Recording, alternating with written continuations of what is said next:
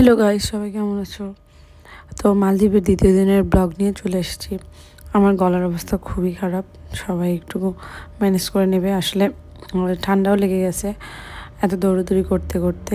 যাই হোক, তো দ্বিতীয় দিনে আমি সকালবেলা বুফেতে নাস্তা করে বের হয়ে গেছিলাম আমি আর মেয়ে দৌড়ে একদম বিচের পাড়ে।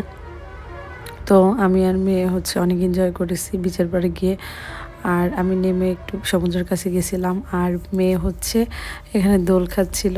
আসলে ভিউটা তো তোমরা দেখতেই পারছো যে কি সুন্দর, আসলে বর্ণনাতীত, এতই সুন্দর, চোখে না দেখলে বোঝা যায় না যে কতটা সুন্দর।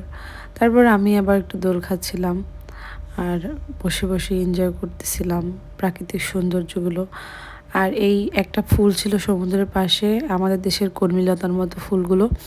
তো আমি ফুল দেখলেই তো আমার একটা অভ্যাস, ছিঁড়ে কানে গুঁজে নেই।